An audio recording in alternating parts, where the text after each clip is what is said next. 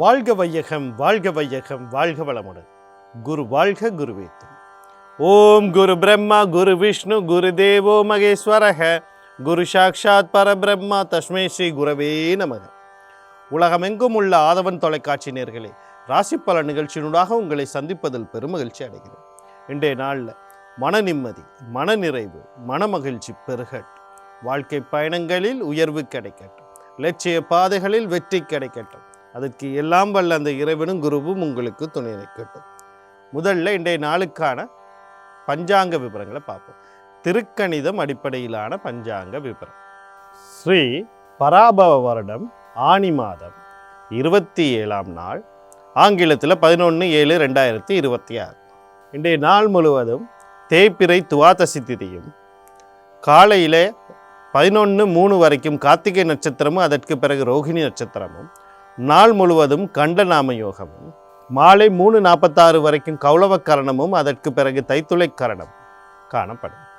இன்றைய நாளுக்கான அமிர்தாதி யோகத்தை பார்த்தோம்னா நாள் முழுவதும் அமிர்த யோகம் காணப்படுது. இன்றைய நாளுக்கான சூலத்தை பார்த்தோம்னா கிழக்கு திசையில் இருக்குது. அதுக்கான பரிகாரம் தயாராகும். கிழக்கு திசையை நோக்கி தேவையும் அவசியம் இருப்பவர்கள் அந்த பக்கம் போகிறதா இருந்தால் தயிரை தானமாக கொடுத்துட்டு போகலாம். போகிற காரியங்கள் உங்களுக்கு சாதகமாகவும் நன்மையாகவும் நடக்கிறதுக்கான வாய்ப்புகள் அதிகமாக இருக்குது. அடுத்து இன்றைய நாளுக்கான நேர விவரங்களை பார்ப்போம். காலையில் 7:45 8:45 வரைக்கும், மாலையில் 4:45 5:45 வரைக்கும் நல்ல நேரமும், காலையில் 9:08 10:42 வரைக்கும் ராகு காலமும், மதியம் 1:50 3:23 வரைக்கும் யமகண்டமும், காலையில் 6:01 7:35 வரைக்கும் குளிகை நேரமும் காணப்படும். இன்றைய நாளில் பார்த்தீங்கன்னா துவாதசி திதி. இந்த துவாதசி திதி அப்படின்னு சொல்கிறது சாபங்களையும் பாவங்களையும் தீர்க்கக்கூடிய ஒரு திதியாக இருக்குது. இந்த திதியை நீங்கள் நல்ல காரியங்களுக்கு பயன்படுத்தலாம். இன்றைக்கு பார்க்கும்போது இந்த கண்ட நாம யோகம் நாள் முழுவதும் இருக்குது. அது முழுமையாக 100% கேட்டால் இல்லை, ஆனால் அது ஒரு பாதகமான ஒரு நாமயோகம். அதை தவிர பார்த்திங்கன்னு சொன்னால் மற்ற விஷயங்கள் நல்லா இருக்குது. இப்போ நீங்கள் ஒரு காரியம் செய்கிறதா இருந்தால், நல்லதாக இருந்தாலும் பஞ்சாங்கம் அப்படின்னு நம்ம சொல்கிற விஷயங்களில் இந்த யோகம் கொஞ்சம் இன்றைக்கு மோசமாக இருக்குது. இதே நாளைக்கு எடுத்துக்கிட்டிங்கன்னா விருத்தி நாம யோகம் இப்போ விருத்திங்கிறது அது நல்ல ஒரு சுபிட்சமான நாமயோகங்களில் ஒரு நாமயோகமாக இருக்குது. அப்போ இந்த நாமயோகங்களில் தவிக்கிறது நல்லது.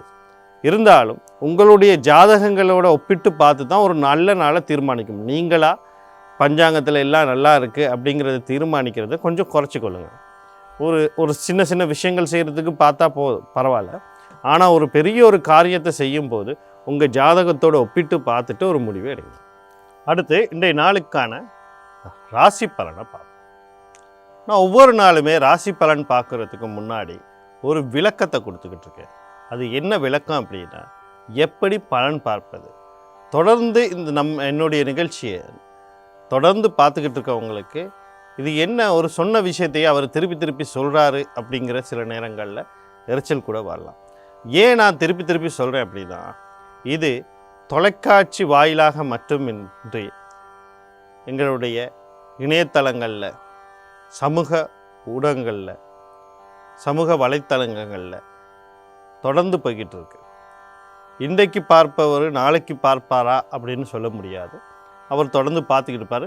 அதே நேரத்தில் ஒரே நபர்கள் மட்டுமா பார்த்துக்கிட்டு இருப்பாங்க அப்படின்றதையும் எங்களால் சொல்ல முடியாது. புதிய புதிய நபர்கள் பார்ப்பார்கள். அப்போ நான் சொல்கிற விஷயம் அவங்களுக்கு தெளிவாக போய் சேர வேண்டும்.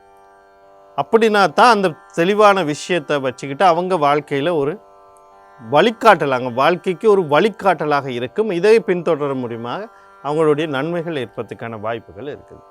இப்போ இந்த மாதிரி விஷயங்களை நம்ம பகுத்தாய்வு செய்து தான், அதனால தான் அவங்களுக்கு திருப்பி திருப்பி ஒரே விளக்கத்தை கொடுத்துக்கிட்டு. இங்கே எல்லாருக்கும் ராசி தெரியும், நட்சத்திரம் தெரியும். சிலருக்கு ஜாதக பற்றி எந்த ஒரு இதுவும் தெரியாது, அதை விட்டுருங்க. ராசி தெரியும், நட்சத்திரம் தெரியும். ஆனால் முக்கியமான அம்சம் என்னன்னு தெரியாது. இவங்க என்ன செய்கிறாங்க, ராசியை வச்சுட்டு பலனை பார்ப்பாங்க. நான் சொல்கிற பலனை ராசியோட பார்ப்பாங்க. இப்போ உதாரணத்துக்கு நான் கும்பராசி அப்படின்றேன். கும்ப ராசி அப்படின்னு நான் சொன்னோன்னே, ராசி அன்பர்களே அப்படின்னு சொன்னோன்னே நீங்கள் என்ன செய்வீங்க? கும்ப ராசிக்காரர்கள்லாம் அப்படியே முன்னுக்கு வந்து கேட்டுக்கிட்டு இருப்பீங்க, எனக்கு தான் ஏதோ சொல்கிறாரு அப்படிங்கிற மாதிரி. ஆனால் இங்கே நீங்கள் என்ன தவறு செய்கிறீங்க அப்படின்னா, ராசி எப்படி உருவாகுது அப்படிங்கிறத நீங்கள் முதல்ல தெரிந்து கொள்ளணும். சந்திர பகவான் பூமிக்கு அண்மித்து இருக்கக்கூடிய ஒரு கிரகம். பூமி சுழலுது, சந்திர பகவானும் தன்னை சுற்றி வந்து கொண்டு இருக்கிறார், பூமியை சுற்றி அப்படி சுற்றிக்கிட்டு இருக்கார். நாங்கள் பூமியில் இருக்கிறோம், பூமியில் இருந்து சந்திர பகவானை பார்க்குறோம். அந்த சந்திர பகவானுக்கு பின்னாடி இந்த பிரபஞ்சத்தில், இந்த பால்வீதியில், இது விண்வெளியில் சில நட்சத்திர கூட்டங்களை அதனுடைய வடிவமைப்புக்கு ஏற்ப முன்னோர்கள் அதை உருவாக்கி வச்சிருக்காங்க. சந்திர பகவான் இந்த நட்சத்திரத்தின் ஊடாக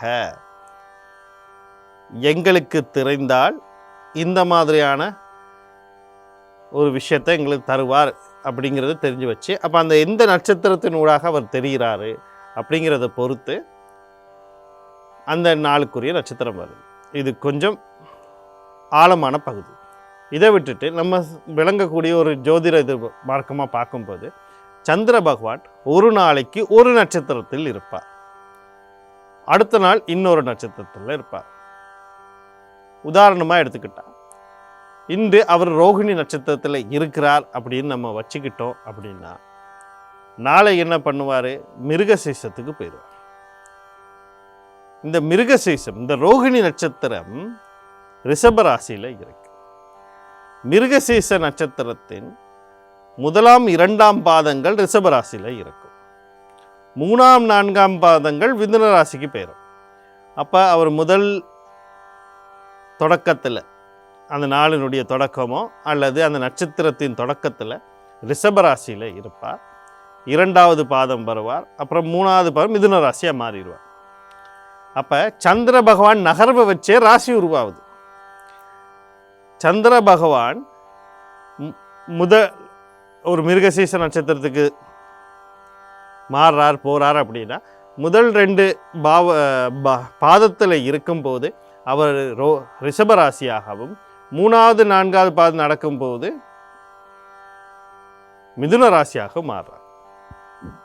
அப்போ எந்த நட்சத்திரத்தின் மீது நிற்கிறாரோ, எந்த பாதத்தின் மீது இருக்கிறாரோ, அந்த பாதம் எந்த ராசியில் இருக்குதோ அதுதான் ராசி. அப்போ நட்சத்திரம் தெரியும், ராசியும் எங்களுக்கு தெரியும். சரி, இந்த ராசி என்னத்தை கூறுது அப்படின்னு பார்த்தீங்கன்னா, சந்திரனை அடிப்படையாக வைத்து வருவதனால் சந்திரன் எதற்கு சிறப்பு அம்சத்தை கொண்டவராக இருக்கிறார் அப்படின்னு பார்த்தா, உடலுக்கும் மனதிற்கும். மனிதன் வரும்போது மனம் வருகிறது, அதனால் அந்த உடலுக்கு காரகத்துவமாக சிறப்பு அம்சத்தை கொண்டு இருக்கிறார். அப்போ நீங்கள் என்னத்துக்கு பார்க்குறீங்க? இந்த உடலுக்கான ராசி பலனை பார்க்குறீங்க. ஆனால் இந்த உடலை விட்டு ஆத்மா பிரிந்து விட்டால் இதற்கு பேர் என்ன? உடல் அல்ல, சடலம், பிணம் அப்படின்னு தான் பேர். அப்போ இதுக்கு இயக்கத்தை கொடுக்கறது யாரு? ஆன்மா, உயிர். உயிர் எங்கே இருக்குன்னா சூரியனை அடிப்படையாக கொண்டு வரக்கூடிய லக்னத்தில் இருக்கு. அப்போ என்னத்தை பார்க்கணும் நீங்கள் அப்படின்னா, லக்னத்தை தெரிஞ்சு வைத்துக்கொள்ளணும். 100ல் ஒரு 2%, 3% ஆட்களுக்கு தான் லக்னம் தெரியும். அவங்களுக்கும் இப்படித்தான் பலன் பார்க்கணுமாங்கிறது தெரிஞ்சது 1-2 பேராக இருப்பாங்க.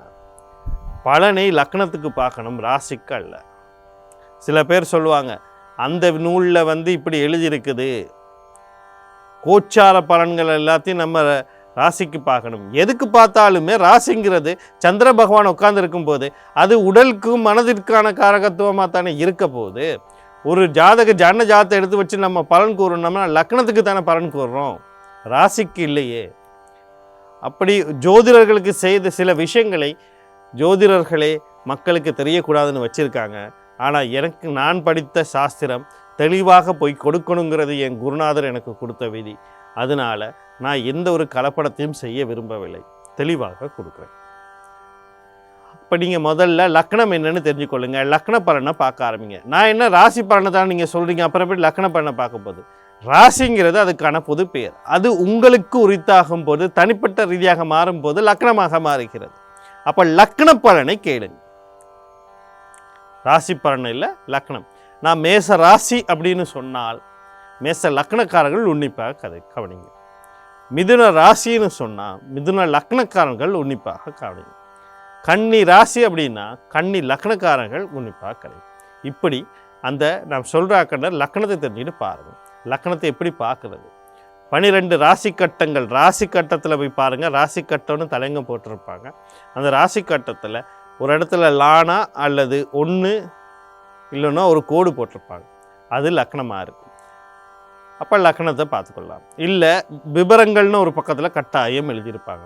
லக்னம், ராசி, உதய நட்சத்திரம், ஜன்ன நட்சத்திரம், ஜன்ன ராசி, ஜன்ன லக்னம், இந்த 3 கட்டாயம் கொடுத்தா தான் ஜாதகம். இதை தாண்டி பஞ்சாங்கத்தையும் கொடுக்கணும். எந்த திதியில் பிறந்தீங்க, எந்த யோகத்தில் பிறந்தீங்க, எந்த கரணத்தில் பிறந்தீங்க, இது எல்லாத்தையும் தெளிவாக கொடுக்கப்பட்டா தான் அது ஜாதகம். இப்போ இது முக்கியமான அம்சங்களில் இது முக்கியப்படுது. இப்போ இதை பார்த்து தெரிஞ்சுக்கொள்ளுங்க. இதையெல்லாம் பார்த்து தெரிய முடியாதுன்னா ஒரு ஜோதிடத்தை போய் கேளுங்க, அவர் சொல்லுவார். அடுத்து பார்த்தீங்கன்னு சொன்னால், இந்த நான் பலன் சொல்கிறது ராசி கட்டத்தில் லக்கணத்தை மட்டுமே தெரிஞ்சு வச்சுக்கிட்டு சொன்னால் போதாது. உங்களுடைய மகா திசை புத்தி என்ன நடக்குதுன்னு தெரிஞ்சுக்கொள்ளுங்க. உங்களுக்கு சாதகமாக பாதகமானு தெரிஞ்சுக்கொள்ளுங்க. ஒரு தசைநாதனும் புத்திநாதனும் கர்மத்தில் இருக்காருன்னு பாருங்கள்.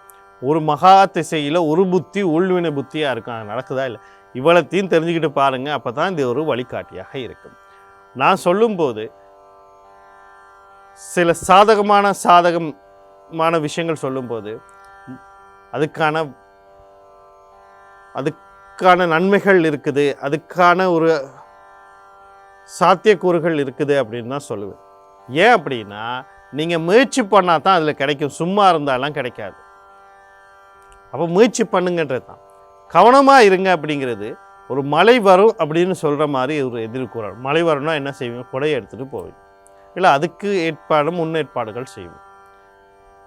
அப்போ அந்த முன்னேற்பாடு தான் கவனம் செலுத்துங்கன்ற. அதுக்காக வேண்டி 100க்கு 100% அப்படியே எல்லா கோடிக்கணக்கான பேர் இந்த லக்கணத்தில் இருப்பாங்க, அவளுக்கான நடந்துருமானா அதுக்கு தான் மகா திசை புத்தியை ஒருக்கா பார்க்க சொல்கிறது.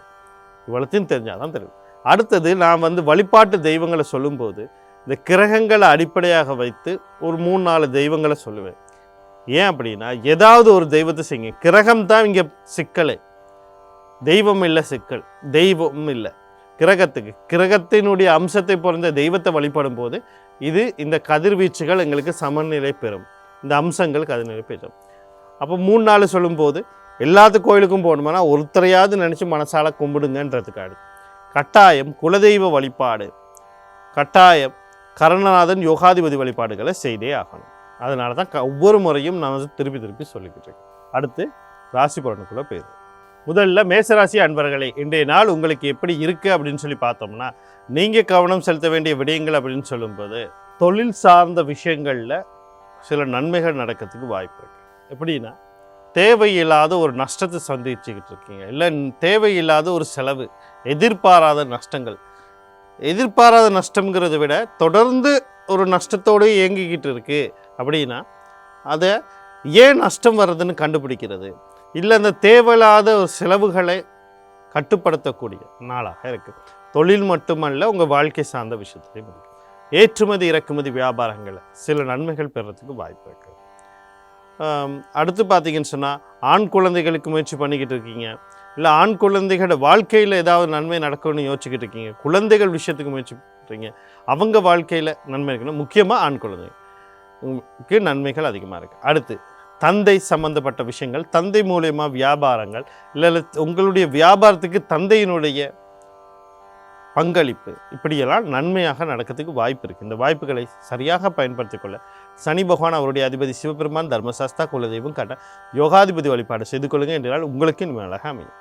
அடுத்து ரிஷபராசி நேயர்களே, இன்றைய நாள் உங்களுக்கு எப்படி இருக்குது அப்படின்னு சொல்லி பார்த்தோம்னா, நீங்கள் கவனம் செலுத்த வேண்டிய விடயங்கள் அப்படின்னு சொல்லும்போது முக்கியமாக தந்தை வழி உறவுகள், தந்தை சார்ந்த விஷயத்தில் கொஞ்சம் கவனமாக இருக்குது. உயர்கல்வி, பட்டய கல்வி அப்படின்னு சொல்கிற விஷயங்களில் கொஞ்சம் கவனமாக இருக்கணும். அவசரப்பட்டு எந்த முடிவும் இருக்காது.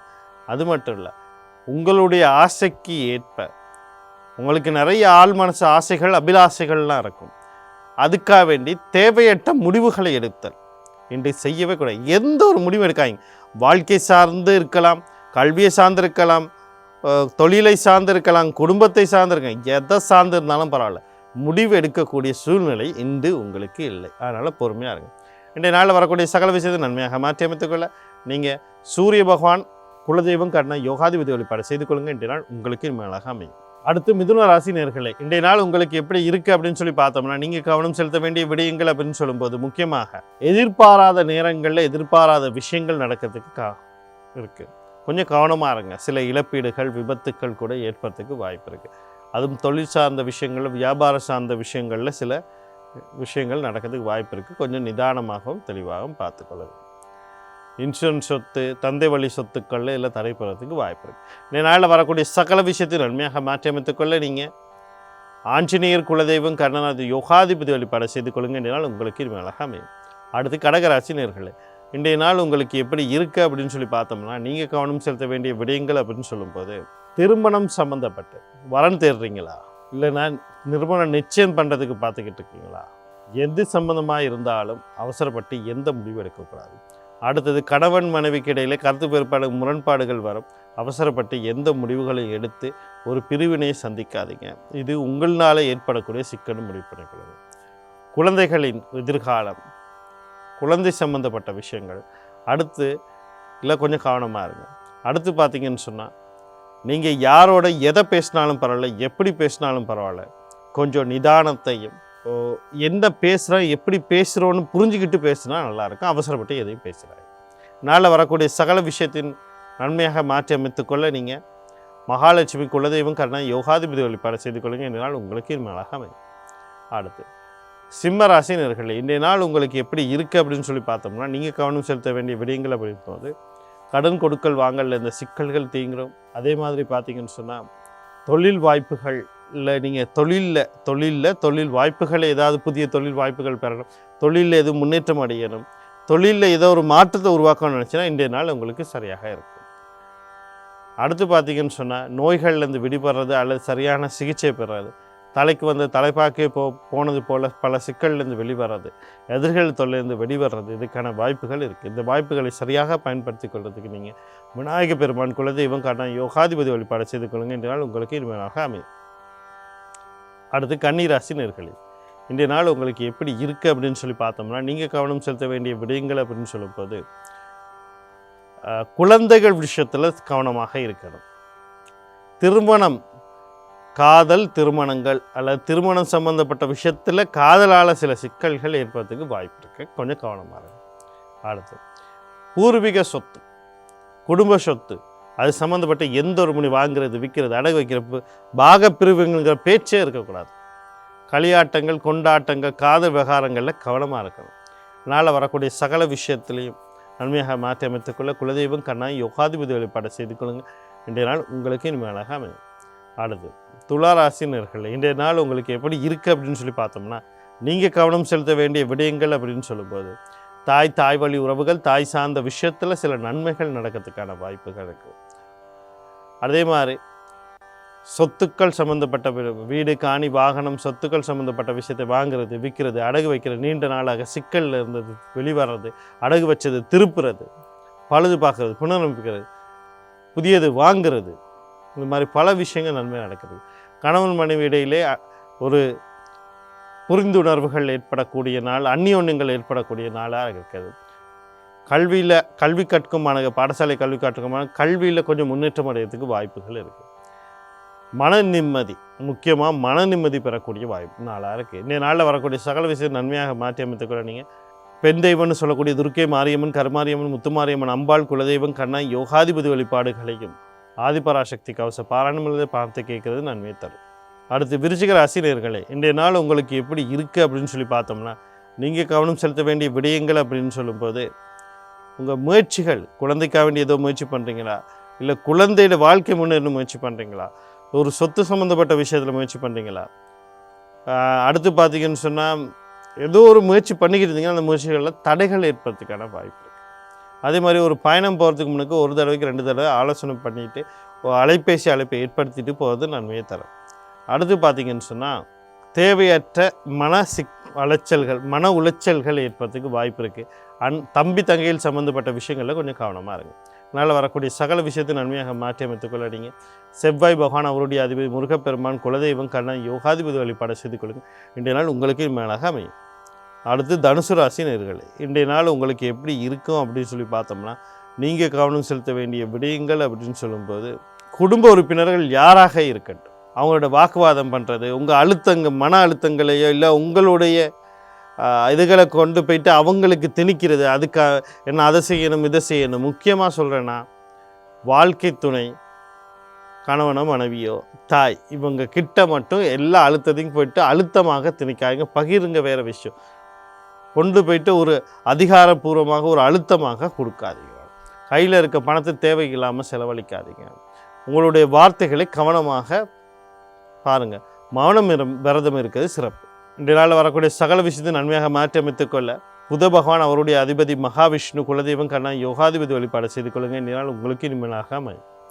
அடுத்து மகர ராசி நேயர்களே, இன்றைய நாள் உங்களுக்கு எப்படி இருக்குது அப்படின்னு சொல்லி பார்த்தோம்னா, நீங்கள் கவனம் செலுத்த வேண்டிய விடயங்கள் அப்படின்னு சொல்லும்போது, உங்களுக்குன்னு ஒரு புத்வேகங்கள் பிறக்கும். அது மூலியமாக புதிய முயற்சிகளை செய்வீர்கள். அதில் சாதனைகள் செய்யக்கூடிய வாய்ப்புகள் இருக்குது. அதனால் நீங்கள் செய்ய போகிற முயற்சி நல்ல காரியங்களுக்கு, நல்ல விஷயங்களுக்கு அந்த முயற்சிகளை செய்தால் உங்களுக்கு சிறப்பாக இருக்கும். அடுத்து கும்பராசி நேயர்களே, இன்றைய நாள் உங்களுக்கு எப்படி இருக்குது அப்படின்னு சொல்லி பார்த்தோம்னா, நீங்கள் கவனம் செலுத்த வேண்டிய விடயங்கள் அப்படின்னு சொல்லும்போது, முக்கியமாக இந்த கடல் கடந்தோட தொடர்போட ஏதோ ஒரு விஷயத்த செய்கிறவங்க, நீங்களே வெளிநாடு போகிறதுக்கு முயற்சி பண்ணலாம், ஏற்றுமதி இறக்குமதி வியாபாரம் செய்யலாம், தொழில் செய்யலாம், இல்லை உங்கள் உறவினர்கள் நண்பர்கள் இருக்கலாம்.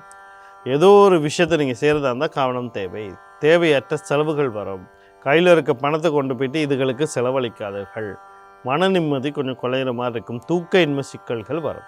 இன்றைய நாளில் வரக்கூடிய சகல விஷயத்தை நன்மையாக மாற்றி அமைத்துக்கொள்ள நீங்கள் சனி பகவான் அவருடைய அதிபதி சிவபெருமான் தர்மசாஸ்தா குலதெய்வம் கண்ணன் யோகாதிபதி வழிபாடு செய்து கொள்ளுங்கள். இன்றைய நாள் உங்களுக்கு இனிமையாக அமையும். அடுத்து மீனராசி நேயர்களே, இன்றைய நாள் உங்களுக்கு எப்படி இருக்குது அப்படின்னு சொல்லி பார்த்தோம்னா, நீங்கள் கவனம் செலுத்த வேண்டிய விடயங்கள் அப்படின்னு சொல்லும்போது, முக்கியமாக இந்த ஆள் மனசு அபிலாஷைகள் அப்படின்னு நிறைய பேருக்கு இருக்கும். ஆசைகள், எனக்கு இது நடக்குது இல்லையா, அது நடக்குது, இன்றைக்கி கொஞ்சம் தாமதமாகலாம், தடைகள் வரலாம், ஆனால் அதுக்கான நாள் வரும்போது உங்களுக்கு கை கூடும். அதனால் யோசிக்காதீங்க. கொஞ்சம் ஆசைகளை கட்டுப்பாட்டில் வச்சுக்கொள்ளுங்க. 2வது திருமணம் பற்றி எதுவும் முடிவு எடுக்காதீங்க. அண்ணன் அக்கா சம்மந்தப்பட்ட விஷயத்தில் கொஞ்சம் கவனமாக.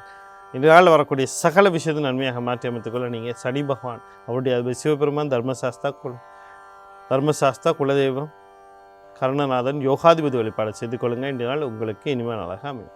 மீண்டும் நாளை ராசி பலன் நிகழ்ச்சியினூடாக உங்களை சந்திக்கிறேன். நன்றி, வணக்கம், வாழ்க வளமுடன்.